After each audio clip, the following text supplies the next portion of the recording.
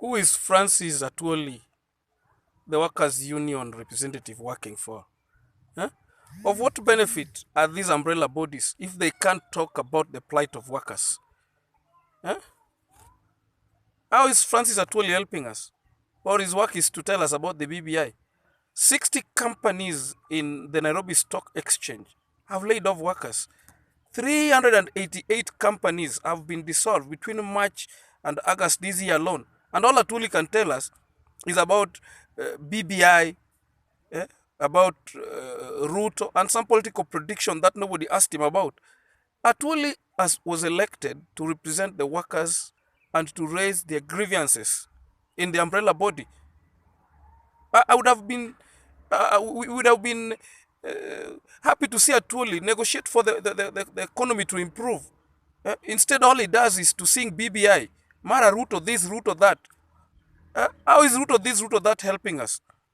The telecom and the media industry is affected. They have laid off workers. MediaMax, Stanbic Bank closed down. National Bank was swallowed. The manufacturing industry is not spared either. Mumias laid off all workers. Where are all these families going to be taken? Sony is now facing close down. The workers have not been paid for a long time. East African Portland Cement Factory, the Diageo company owning the East African Breweries, is also facing the chop. Chippies supermarket laid off workers. The government is not spared either. They just released a letter freezing employment in county governments. And all Atwoli can tell us is BBI, BBI, BBI. We don't eat, sleep, and think BBI all the time, my friend.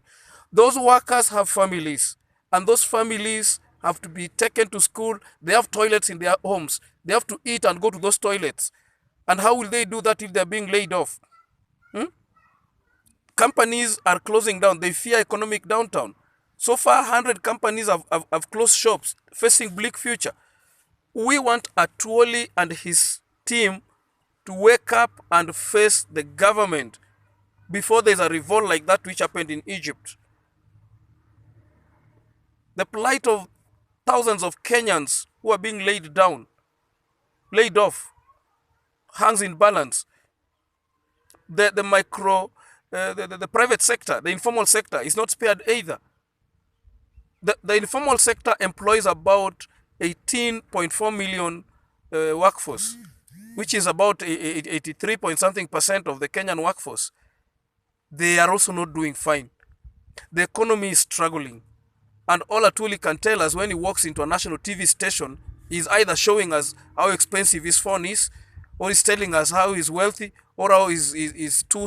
If Atwoli wants to be a prophet, let him step down from that position.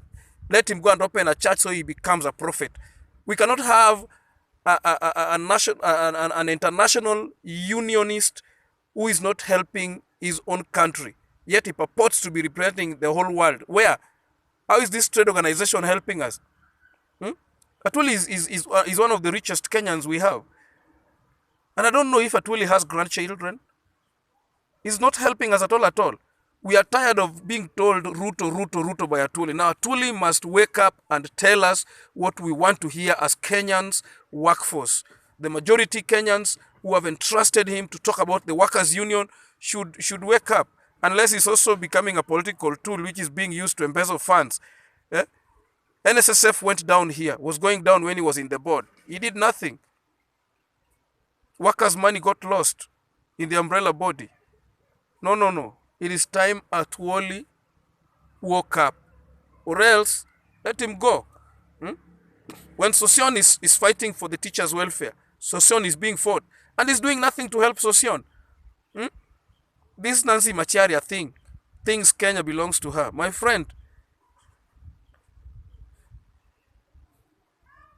Kenyan workers are watching. Kenyan workers are watching. The more you lay them off, the more you'll be creating 1,000 terrorists per day. You'll be creating 1,000 jobless youths who will turn into gangsters per day. So the choice is yours, either to make a Kenya better for all of us, or the same jobless youths will come for you. They'll eat you. They'll scavenge on your flesh. It's not going to be business as usual.